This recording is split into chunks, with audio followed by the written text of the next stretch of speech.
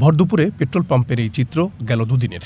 সবার শঙ্কা, মধ্যপ্রাচ্যে যুদ্ধের প্রভাবে দেশের বাজারে জ্বালানি তেলের দাম বাড়তে পারে। তাই ট্যাঙ্কি ফুল করতে বৃহস্পতিবার পর থেকেই তেলের পাম্পগুলোতে যানবাহনের দীর্ঘ সারি, হিমশিম অবস্থা পাম্প কর্মীদের। 250 টাকা তেল দিচ্ছে, তো আমার এখান থেকে রংপুর যেতে টাউন হলে 7 থেকে 8 লিটার তেল লাগবে।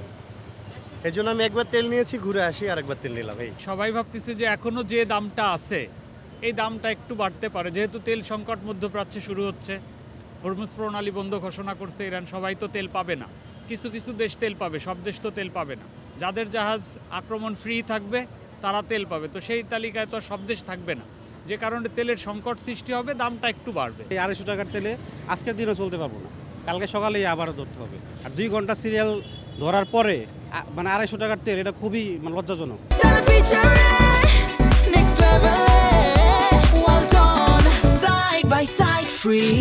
ভুক্তভোগী চালকদের দাবি, মজুদ শেষ হয়ে যেতে পারে এমন শঙ্কা থেকে বাড়তি জ্বালানি নিচ্ছেন তারা। জানান, সরকারের বেঁধে দেওয়া পরিমাণের তেল সংগ্রহ করতেই কারো কারো সময় লাগছে 3 থেকে 5 ঘন্টা। তবে চাহিদার তুলনায় যোগান একেবারেই অপ্রতুল। এই যে দীর্ঘ সময় আমাদের লাইনে দাঁড়ায় থাকতে হচ্ছে বা অপেক্ষা করতে হচ্ছে, এটা তো আমাদের রেগুলার যে দৈনন্দিন যে কাজ, সেটাতে ব্যাঘাত ঘটাচ্ছে। সামনে যে আমাদের কঠিন দিন আসতেছে, এটা সবাই বুঝতেছে। মানুষের মধ্যে একটা আতঙ্ক বিরাজ করছে যে ভবিষ্যতে হয়তো তেল বন্ধ হয়ে যাবে, আদৌ তেল হয়তো পাবো না। যার কারণে হচ্ছে মানুষ একটা হুমড়ি খেয়ে চাপটা বৃদ্ধি করেছে। তবে এমন পরিস্থিতিতে স্বস্তির খবর দিয়েছেন জ্বালানি মন্ত্রী। বিকেলে প্রধানমন্ত্রীর সাথে বৈঠক করেন তিনি। এরপর জানান, দেশে জ্বালানি সরবরাহ নিয়ে উদ্বেগের কোনো কারণ নেই, মজুদও পর্যাপ্ত রয়েছে। তেল নিয়ে উদ্বিগ্ন হওয়ার কোনো কারণ নাই। আমরা রেশনিংটা করেছি এই জন্যই যে একটা অনিশ্চয়তা আছে, যুদ্ধটা কতদিন চলবে, সেই জন্য আমরা একটা রেশনিং করেছিলাম। কিন্তু মানুষ এই রেশনিংটাকে ভয় পেয়ে স্টক করা শুরু করেছে। আসলে আমাদের তেলের কোনো অভাব নাই।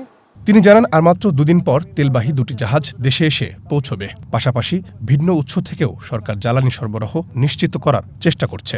আমাদের আরও 2টো ভ্যাসেল আসছে 9 তারিখে। সুতরাং আমাদের যে শর্টেজ পড়ার কোনো সুযোগ নাই। তারপরেও যেহেতু যুদ্ধ চলছে, তো আমাদেরকে খুব হিসাব করে চলতে হবে। কাতার ছাড়া অল্টারনেটিভ ব্যবস্থা আছে, আমরা চেষ্টা করছি সব জায়গাতে আনার জন্য। আমাদের কন্ট্রোলিং যা আছে, আমরা কালকে থেকে আমরা মোবাইল কোড নামিয়ে দেবো, সব রকমের ব্যবস্থা আমরা নিয়েছি। জ্বালানি তেলের বাজার অস্থির করতে কোনো অসাধু মহল কাজ করছে কিনা এমন এক প্রশ্নের জবাবে মন্ত্রীর হুঁশিয়ারি, বাজারে শৃঙ্খলা ফেরাতে রোববার থেকে মোবাইল কোড পরিচালনা করবে সরকার। রহিম রুমন, ওয়ান নিউজ, ঢাকা।